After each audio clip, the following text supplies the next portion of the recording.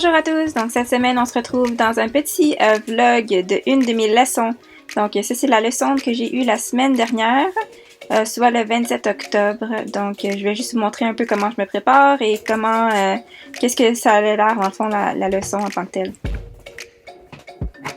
Donc comme toujours, la première étape c'est bien de curer les pieds, donc on nettoie bien les sabots. L'automne c'est une saison qui est définitivement très boueuse, donc c'est vraiment important de bien nettoyer, de bien inspecter le sabot pour faire sûr que, le soulier, le fer est toujours en place, et de deux, qu'il n'y a pas aucun dommage dans le fond qui est fait au sabot en lui-même.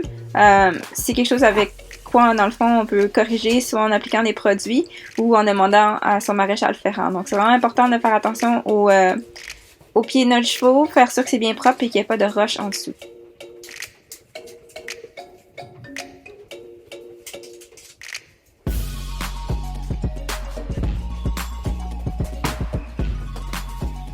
Une fois les sabots bien nettoyés, on va enlever les bottes et on va faire sûr de bien nettoyer en dessous des bottes. Comme je vous ai déjà dit dans des vidéos précédentes, donc mon cheval a des fers aux 4 membres et donc il faut qu'elle garde ses bottes à l'intérieur et à l'extérieur. Ça c'est la politique dans le fond de l'écurie à laquelle on est. C'est juste plus facile pour les employés de pouvoir juste garder les bottes et se préoccuper de la couverture. Donc moi ça me fait aucune différence. Les bottes sont quand même assez confortables, mais on peut juste être sûr que c'est bien nettoyé, qu'il n'y a pas de débris qui restent pris en fait sur le haut du sabot pour pas que ça crée des problèmes si jamais il y a quoi que ce soit une abrasion ou quoi que ce soit. On veut être sûr qu'il n'y a pas de bactéries qui entrent dans des plaies s'il y en a quelque part. Donc c'est vraiment important d'inspecter en dessous, même si on garde quelque chose de permanent sur notre cheval. Une fois que ça c'est fait, donc c'est le temps de plier la couverture dans le fond à mi-dos. Pour commencer le pansage. Donc on va commencer avec juste une brosse à poil dur pour être sûr d'enlever la poussière et tout. Étant donné que mon cheval a dans le fond des couvertures à l'année longue, elle n'est jamais vraiment sale, mais c'est quand même bien de leur donner un bon pansage pour être sûr d'activer la circulation sanguine et de répartir les huiles de la peau, donc pour être sûr qu'il n'y a pas d'assèchement de la peau. Donc voilà. Comme vous pouvez le voir, bien que je sois un petit peu pressée, mon cheval semble être très relax, donc c'est exactement ce qu'on veut dans le pansage. C'est supposé être une activité qui est vraiment facile pour les deux, donc c'est relaxant pour le cheval. Et en même temps, de mon côté, c'est fait, donc il faut vraiment s'activer, surtout quand on a une leçon à prendre, donc il faut être sûr d'être prêt à temps, et donc c'est pour ça que je dois aller un peu vite. Étant donné que c'est une journée plus humide que froide, je me permets d'enlever la couverture au complet et d'aller la poser. Bien sûr, au fil du temps, dans le fond, dès qu'on va arriver plus près de l'hiver, je vais me munir de d'autres couvertures qui vont en fait m'aider, lors du pansage et de deux, une fois en selle. Donc j'ai une couverture écartée qui va s'ajouter à notre collection bientôt. Donc il va falloir que je la mette. Et puis je vais aussi amener une couverture qui va être un peu plus chaude pour pouvoir m'occuper dans le fond du pansage, et à ce moment-là je vais la plier en deux et découvrir le devant, et après je vais la replier de l'autre côté pour découvrir l'arrière et comme ça garder le cheval au chaud. Comme vous pouvez le voir, le ventre c'est pas vraiment sa zone préférée. Elle est toujours un peu plus tendue dès qu'il s'agit de son ventre, mais c'est là où la saleté se loge, spécialement parce que la couverture couvre presque l'ensemble du corps, mais ne couvre pas les pattes et le dessous du ventre. Donc c'est vrai qu'une fois de temps en temps, il faut quand même passer une brosse ici et là, même que si ça lui plaît ou pas. Donc il faut vraiment faire sûr que tout est propre et que c'est bien brossé.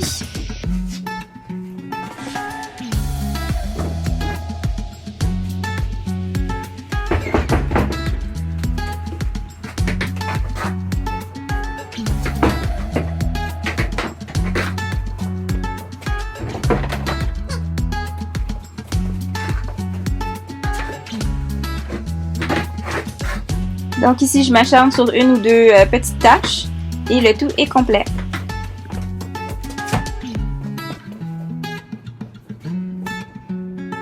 Donc c'est maintenant le temps de mettre l'équipement sur le cheval afin de se préparer pour la leçon. Donc ici, je me munis donc d'une brosse pour nettoyer un peu les bottes qui sont malheureusement un peu sales. À cette temps-ci de l'année, il faut que je longe mon cheval à l'extérieur. Et donc, ça crée beaucoup de boue et beaucoup de sable et tout. Donc, il faut vraiment Une fois que c'est sèche, c'est un peu plus facile à enlever. Donc juste une brosse à poil dur. Et puis j'enlève dans le fond les petites traces de boue sur l'extérieur de la botte. On veut quand même garder ça organisé, garder ça un minimum propre quand on fait une leçon. Donc on veut être sûr de ne pas avoir des choses qui tombent en lambeaux, que ce soit bien propre et bien efficace. Donc, même chose pour les bottes Pro-Choice. Donc, éventuellement, il y a toujours un peu de sable qui vient se loger à l'intérieur des bottes. Donc, ce que j'aime faire, c'est donc de les sécher, comme je vous ai dit précédemment pour les bottes, les Bell Boots. Donc, les sécher comme il faut.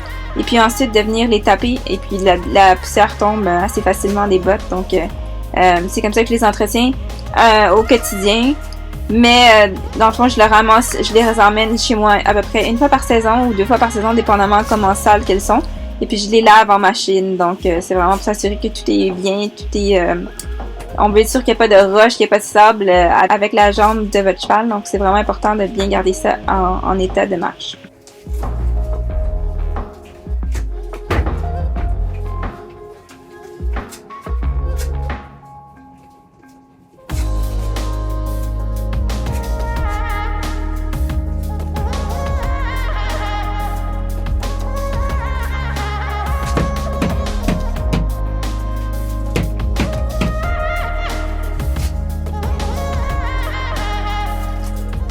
Je peux juste préciser que j'adore ces bottes-là. Dans le fond, ça fait 5 ans qu'on les a.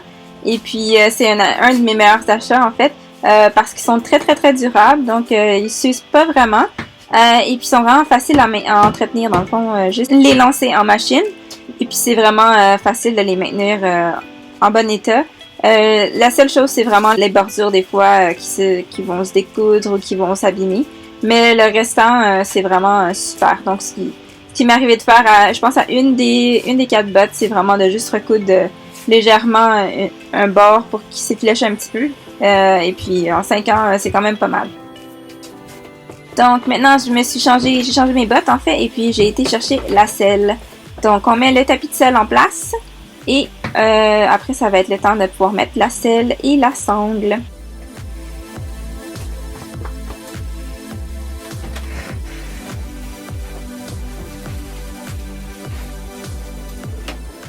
Donc, on passe maintenant à la selle. Elle est extrêmement lourde, surtout à bout de bras, donc des fois c'est un petit peu difficile à mettre.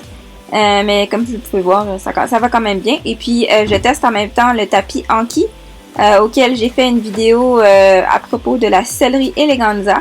Donc, je teste ici le tapis de selle Anki. Vous avez vraiment une très très bonne prise avec le petit côté en silicone sur le dessus. Donc, il n'y a vraiment aucun glissement qui s'est fait dans la séance. Dès qu'on met la selle dessus, vous pouvez sentir la selle qui s'agrippe totalement au tapis. Donc, vraiment aucun risque que le tapis s'en ait en mi-chemin. Donc, voilà. Donc, on passe maintenant à la sangle. C'est la sangle élastique de Total Saddle Fit que j'ai ici. Et donc, il y a un élastique au milieu. Donc, c'est vraiment important d'aller des deux côtés, faire sûr que c'est assez serré. Ça a quand même un maintien qui est un peu moins ferme qu'une sangle régulière, je dirais, mais qui tient tout aussi bien. Donc, c'est vraiment super. De mon côté, c'est vraiment facile à mettre. Il faut juste vraiment s'assurer d'avoir une bonne tension sur l'élastique.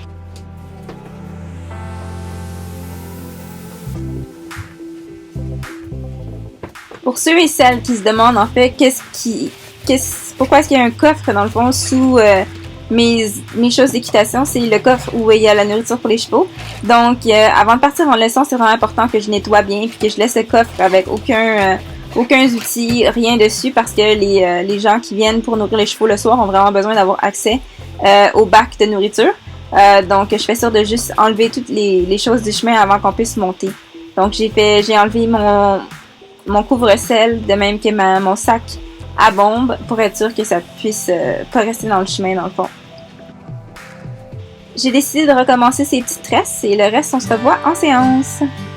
Donc, avec l'automne, qui dit automne, dit qu'il va faire noir un peu plus vite. Donc, voilà, il est à peu près 6 heures le soir pour ma leçon et donc les lumières vont se réchauffer tranquillement. C'est sûr que c'est pas aussi clair que durant la journée, mais dans l'aréna en tant que tel, c'est numéro 1, on est capable de voir vraiment tout, là. Donc, je fais sûr de descendre mes étriers, de faire sûr que mes rênes sont bien enlignées correctement, puis qu'il n'y aura pas de problème une fois que je vais monter à cheval. C'est très important de toujours vérifier aussi la sangle, vérifier la bride si vous voulez, et après on monte. Donc, voici ma sortie du montoir. Comme vous pouvez voir, Hazel a vraiment beaucoup d'énergie cette soirée-là, mais vous allez voir, elle va quand même s'engager quand même bien tranquillement. Ça, c'est une des choses qui des fois arrive, c'est qu'une fois que j'arrive à la montée, donc des fois, elle décide de bouger un petit peu quand je mets mes rênes, quand je dois jouer un petit peu avec mes rênes. On travaille là-dessus tranquillement, pas vite, mais on veut juste être sûr que j'ai le temps de mettre mes gants, que les rênes sont bel et bien droites, et puis on va pouvoir commencer.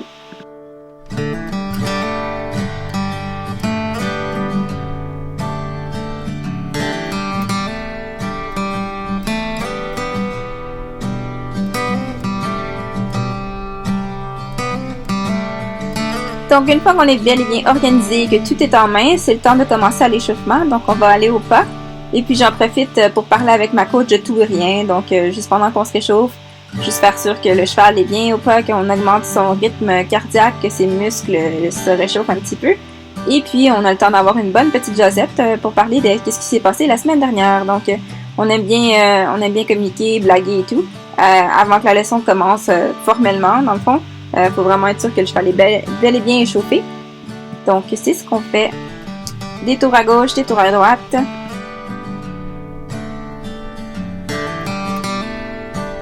Donc, mon focus en tant que cavalière, c'est vraiment m'assurer que mon cheval a la tête descendue et non pas dans les airs comme une girafe.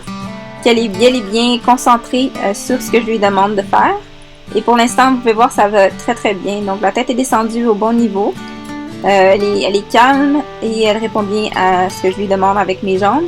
Ce que j'aime faire aussi pour la tester, pour savoir si elle m'écoute bien, des fois c'est de la faire arrêter, de la faire tourner ou même de la faire reculer. Donc c'est des choses qui font que c'est sûr qu'elle peut, que je peux voir en fond sur quel niveau elle m'écoute. Donc c'est bien d'avoir les oreilles vers moi, mais c'est aussi bien d'être sûr que le cheval est bel et bien à l'écoute de vos mouvements.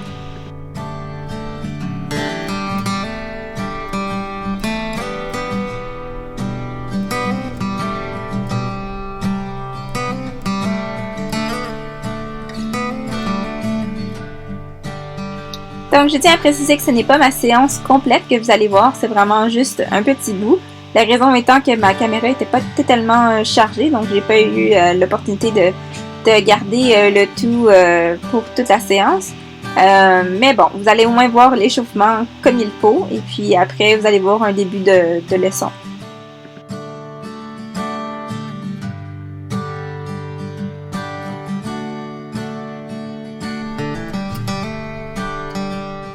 Donc, comme vous voyez ici, je la teste pour la faire arrêter.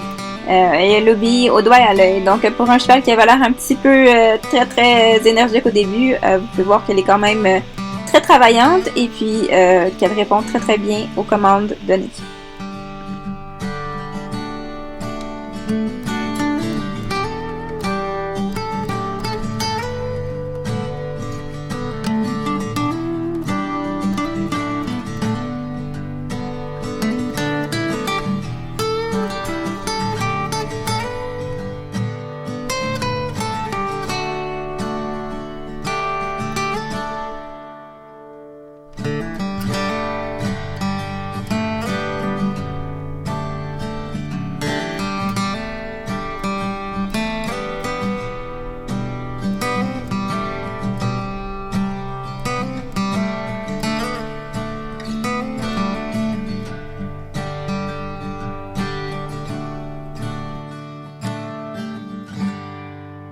La leçon est officiellement commencée, donc ma coach me dirige vers le trot.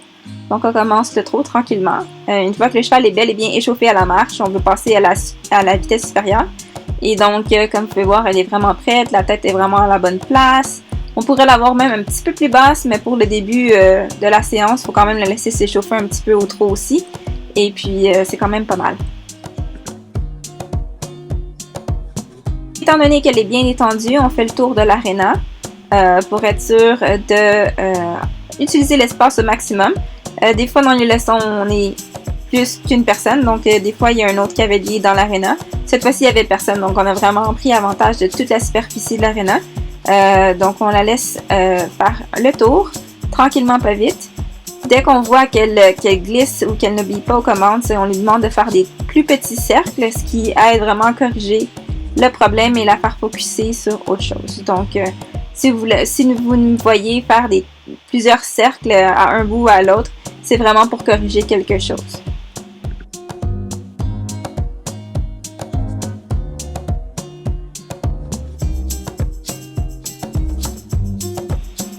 Comme vous pouvez voir, elle est vraiment consistante dans son trou. Donc, elle maintient son trou quand même assez bien. On essaie de lui faire plusieurs petits exercices pour la faire focuser un peu plus sur l'aide qui est ma jambe. Dans cette séance, elle avait vraiment tendance à aller de l'avant dès que je lui demandais de faire un déplacement latéral.